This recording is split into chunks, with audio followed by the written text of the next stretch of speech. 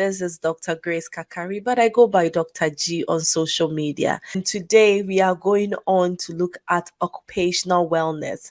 Why are we taking time to look at our wellness? We've come to understand that to have a balanced, thriving life, we need to pay attention to several aspects of our lives. So, as thriving friends, instead of just focusing on making money or focusing on making friends or focusing on enjoying our professional lives and thriving there, which we have to, we are going to thrive in all these areas.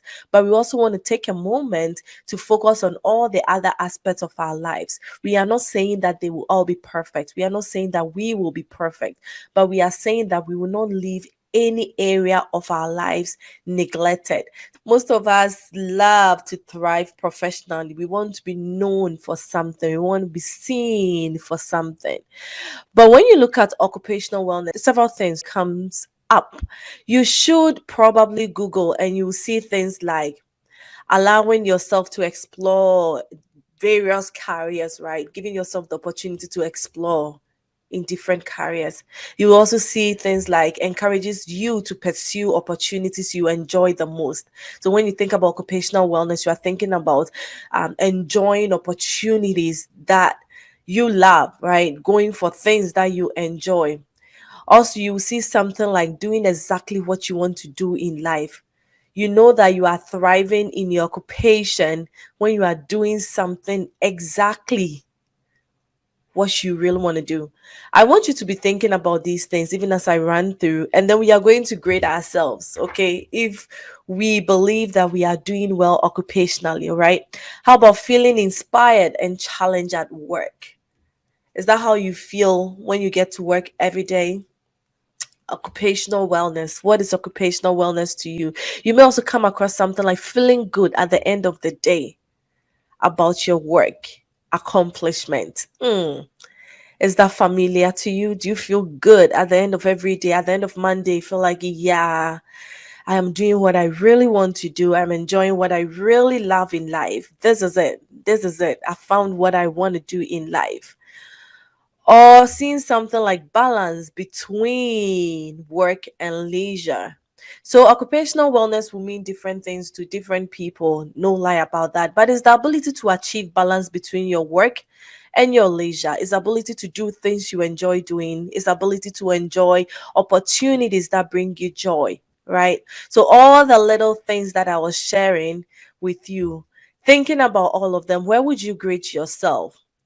When we talk about your occupational wellness, where would you say you are now on a scale of 1 to 10? 1 being the least, and then 10 being the highest possible. How are you thriving in your occupation? So I'll go on and share some tips with you. I think the main thing that when you look at the statistics out there, many people are struggling when it comes to work-life balance. That was the last point and the most cited point when it comes to balancing your occupational wellness or improving your occupational wellness or thriving occupationally. People are finding what they love to do. People are finding opportunities that are paying well. But the main challenge has been the balance between the work and leisure, the ability to go to work, enjoy it, and at the same time come back home and thrive at home. Please know that there is nothing like a perfect life out there. Please know that there's nothing like a perfect occupational wellness. Maybe yours is perfect. You should probably share with us then. Let's learn. Let's learn. I remember one of my bosses said, if you ever find out how to balance life and family, let me know. And I told him, there is nothing like balancing life and family. But there is something about doing something about it, right? It may not be 50-50, but at least 60-40. What we want to avoid is 80-20 at either side, right? You are thriving at work 80%, and then at home, you are like 20% or 90-10. That is really, you can clearly tell that one area is struggling in your life. So we are not daring for 50-50. 50-50 will be perfect. 50-50 will be perfect. But is that achievable? Yes, definitely. We will work towards that. But at least let our goal be 60-40. one area will not struggle over the other. So, what is work life balance? I'm pretty sure you've heard it a lot. I have heard it a lot. We are still figuring what it is out, but is this the ability to have equal priorities between your work or your career or your profession and your personal life? So, the balance between your career and your personal life, that is work life balance. So it's the ability to go to work, feel wonderful at work, give your very best at work. And then when you come home, you don't feel like, oh gosh, where did I just come from? All your energy leaves you. No, but you have the excitement to continue at home. So you can think about a few things when it comes to work life balance. You can think about your schedule. Do you have time for leisure? And when we talk about leisure, it's they are usually things that you are not necessarily getting paid for. They are usually things that bring you joy, relaxation. Are you spending time with your family and friends? Maybe you are married, you have a wife, you have children. Maybe you don't, but are you also committed to some social life, making sure that you are thriving in that area as well? And then, are you thinking about how you spend each day of your life? Are you maybe volunteering in your community? Maybe you are, maybe you are not. But whatever it is, I think we can have a good look at our lives at the different level that we are on. Some people may have more time than others depending on your responsibilities. When I was a college student, the things I had to do are totally different from now that I'm a married woman with children, with a full-time job, and with other responsibilities to the community as well. So my work-life balance will look a little bit different from a college student's work-life balance. And it will also look different from somebody who is not even in college at all. We may have different times in the 24 hours to spare for other things. So I will caution you not to compare yourself to anybody out there, even to the group, to the Thriving Generation group. We are all different, okay? The demands of somebody working overnight will be different from somebody working 5 to 8, and it will be different from somebody who has the flexibility to be working from home. Okay, so we are not doing comparison here. We are looking at our individual lives, our uniqueness, and then going to find strategies that will work for us personally. So, what can we do? What are some of the things that we can do to improve our work life balance? I think there are several things out there. When you Google, you will find several tips out there. I would want you to take a moment, no matter what you come across, or even what I share with you today. Take a moment and look at your life. Okay, how is this relevant to you as a person? How would you use this in your life? But I think these general tips are important for us to look at. And the first one is no professionalism. None of us will be perfect. Nothing is perfect in life. When we were college students, we had extra time. We could maybe balance our schoolwork. We were thriving in that area 100%. You had all A's, and then maybe in your dormitory, you were doing awesome there. You have friends, you could go out with your friends. If we don't minimize that mentality now that we are working full time, we may always belittle ourselves. We may always feel like we are failing, or we may be calling for several responsibilities that we may not be able to handle. So maybe it's about time that we get ready to consider a B over an A, depending on what we are working on. Things may not be perfect, but they may be good enough. When it comes to family lives, for me personally, somebody asked me one time, like, how are you balancing everything? How are you doing this and that and that and that? And I said, well, I am sacrificing some things for some things. Okay. It's either I am sacrificing sleep to get some work done, or I'm sacrificing the dishes to get some work done. And the dishes must wait till the next day, and the dishes will be just fine the next day. The dishes will not die. Especially if you have a deadline to meet, you have to just balance things. And know that it won't be perfect. You won't be that perfect mother with the house clean. Maybe now cleaning of the house will just be once a week, and that should be okay if that is how it has to work. It's a stage in life. Once the little ones grow up and they leave the house, you can clean your house every single day if you want, right? But imagine trying to keep up with cleaning, and then they are throwing the toys all over again and you are cleaning. You will always feel like you are not doing enough. But that is to a mother, right? What about those who are not mothers? What about young people who want to work out and also get work done and also maybe volunteer in the communities, maybe also take up leadership positions? Look at yourself. What can you do with the time given to you? We all have 24 hours.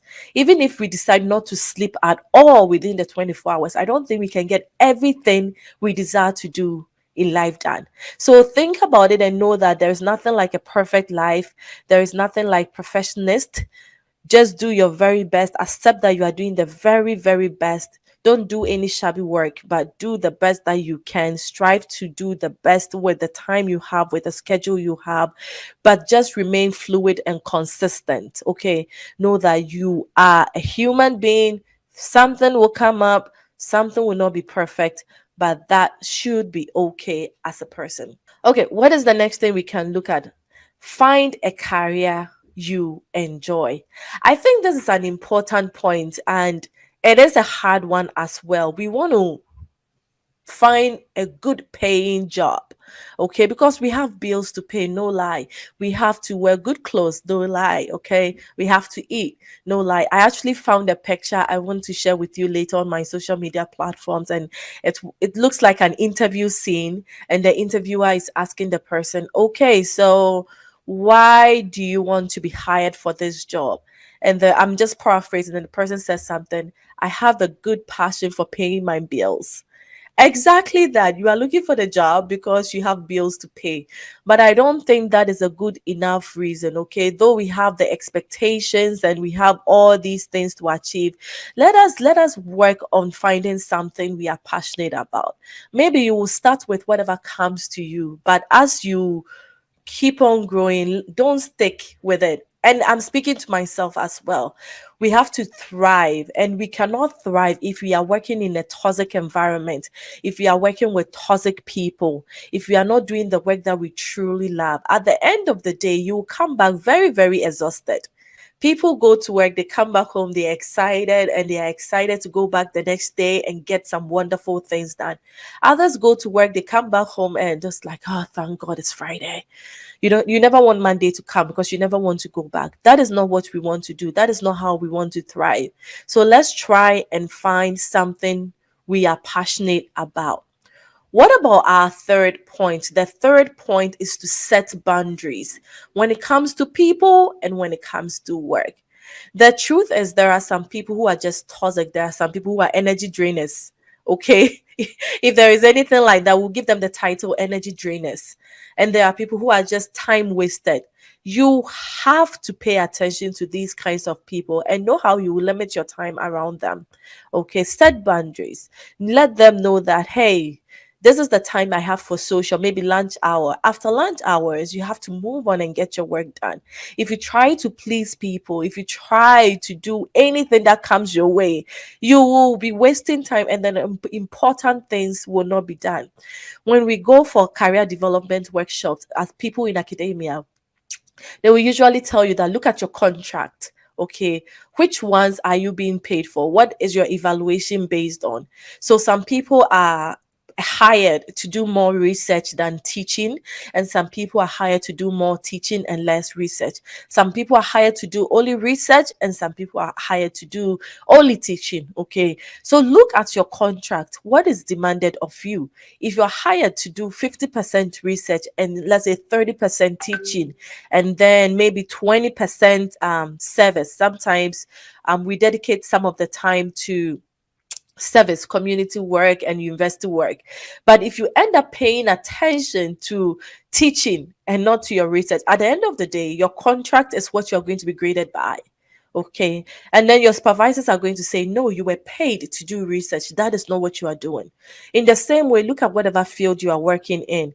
Maybe you are given a quote or a quota or a tax to bid by the end of the year. Is that what you are working on? If you are rather taking the time to socialize with clients, which is not bringing in money, end of the year, when you are being appraised, what is going to be the grade, right? Think about it. Different fields use different things. So I'm not sure the evaluation that will be used in your field. But think about it and see if you are using your life appropriately, using your time appropriately, and who are the people around you. Do you need them around you? Can you limit some of the time?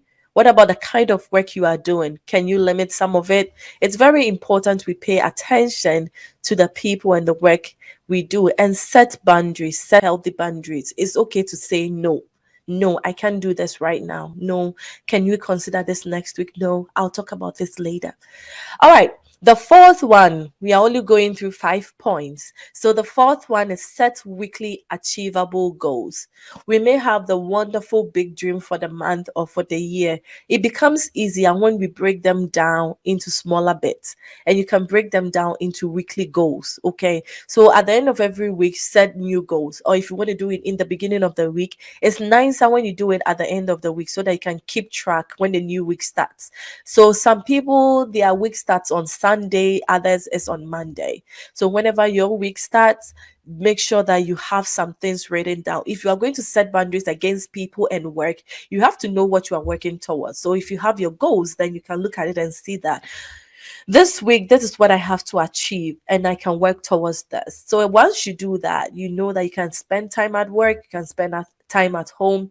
You know that you've allotted maybe 3 days in the week to work out, you can do that. You know that you've allotted maybe 3 days in the week to cook home meals, you can do that. You know that if you've allotted one day in the week to go to the park with the kids, you can do that. Or every night you go somewhere, you can do that when you have the goal set and then you stick to them. You can set the goals, but if you don't stick to the goals, it's just something on a paper. It will not work. Stick to the goals and get them done. And the fifth one is the last but not the least, and that is to unplug.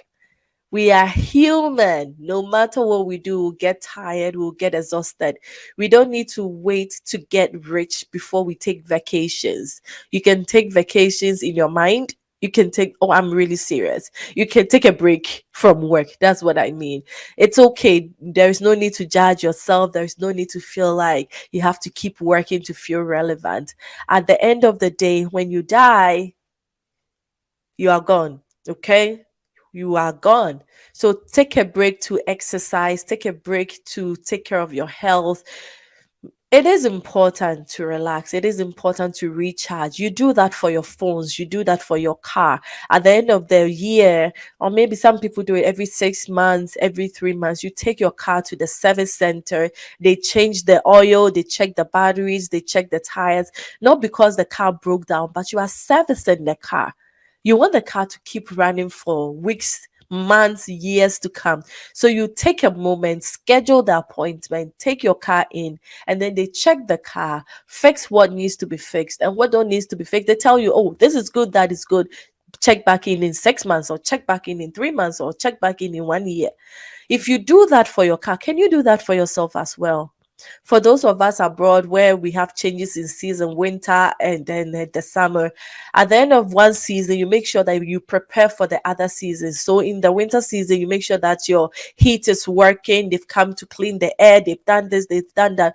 Not because it's broken, but you are not waiting for it to break. Because when it breaks, it becomes more expensive to fix than when you are just servicing.